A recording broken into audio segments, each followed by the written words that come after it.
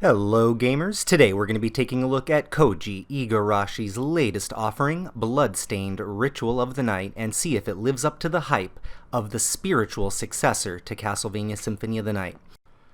Bloodstained takes place as a 2D platformer with very similar gameplay to that of a Castlevania game. You can attack, jump, use abilities, equip armor and weapons, as well as a variety of different other attacks and surprises throughout the game. Enemies will drop items that are used in a deep crafting system that we'll get more into later. You will have free reign to explore the map as you please, and areas of the map that you have explored will be shown to you as you explore them. Do be aware though, the map is very well designed and areas will be blocked off to you until you get abilities that will help you explore different parts of the map. In this regard, the castle was very well put together and it makes it fun to get new abilities and see the areas that you can explore. It also adds new dimension to exploring areas that you've already been to, which adds a lot of depth to the game as well. There's also a number of hidden rooms and areas to explore, as well as special items and abilities to be found. Many of the enemies you encounter will have abilities that you can absorb as well, creating a very deep and fulfilling ability gaining system that not only rewards you for exploring the entire map and fighting all the monsters, but also for upgrading those as well.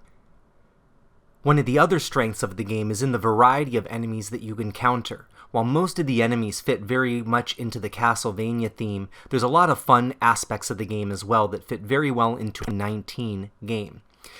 These modern additions make the gameplay not only fun and exciting, but also doesn't take itself too seriously, and in a lot of cases just adds to the excitement of playing the game. It also pays homage to a lot of games that are in the same platform system. There's some moments of game recognizing game too that make the experience a lot more fun and enjoyable, while not overdoing it to make the game feel like it's losing any immersion. There is a present but not terribly deep questing system, but its primary function actually serves as an introduction to the very deep and fulfilling crafting system. There's a variety of items that drop throughout the game and a number of crafting recipes, as well as different builds and ways that you can play your character. The questing system is a great introduction to that, as it sends you on a variety of missions to different places to collect different items, which will then further introduce you to more items. In this regard, it's very well put together. The skill system also goes hand in hand with the crafting system, giving you more ways to obtain abilities as well as level them up. In this regard, it makes them much deeper because they're so intertwined. Gameplay is one of the strengths of this game, and it does so through a mix of classic and contemporary gameplay elements. Much of the time you'll be feeling like you're having a nostalgic platformer experience, and then have some more modern elements thrown in to make the game more exciting. Combat is fast, fluid, and very enjoyable, and adds to the experience of traveling the castle. Boss fights in the game are enjoyable, however they do lack a little bit of the complexity that some of the other systems in the game have. While you will definitely be responsible for learning the mechanics in order to beat the boss, a level of mastery that some of its contemporary games require isn't in this game. A lot of times, bosses will mostly be served as a way to give you abilities to help you progress throughout the castle. So in this regard, it's actually helpful that they aren't too much of a holdup, as it doesn't hold up progress. You won't spend hours and hours and hours stuck on one boss and then not being able to move throughout the game. That isn't to say that bosses will be total pushovers though. Some of the fights are very exciting and a lot of fun, and will have a couple of game over screens associated with it.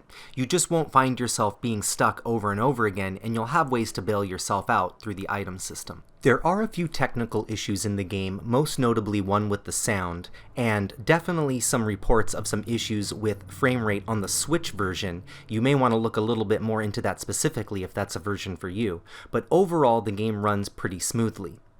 There are a few text errors here and there, and sometimes a laggy frame or two, but for the most part you're getting a smooth experience through the game that's going to be very enjoyable. None of the technical issues, however, overshadow what the game does well. It's an excellent platformer with a great exploration system, tons of items, skills, and abilities. As a result, the game offers a fun, fully customizable experience that will appeal to many different styles of gameplay. Because of the layers of abilities and so many different options, You'll have a lot of different ways that you'll have to travel throughout the castle, and different ways which you can fight the enemies. This helps the gameplay feel fresh throughout the game, as well as making it exciting to acquire new abilities to see what it is that you can do now and the different things that you're capable of pulling off. There are also increased difficulties as well as a couple of additional game modes once you've completed the game. All of this adds to the replay value of the experience. Between the sheer number of weapons, abilities, armors, and spells, as well as all the different options that you have, you can go through this game multiple times, not playing it the same way twice. In conclusion, Bloodstained Ritual of the Night gets a 45 out of 50, or an average 9 out of 10. There are a couple of minor graphical issues and characters that could fit in the world a little better, and some sound issues, but overall, this game is highly recommended, and it's my favorite game so far this year. Definitely check it out if this type of game appeals to you. Thank you for watching our video. I hope you enjoyed it. If you did, please like and subscribe or leave a comment below. If this game is interesting to you and you'd like to help support our channel, I've left some links in the description and you can purchase the game through them. Until next time, thanks for watching.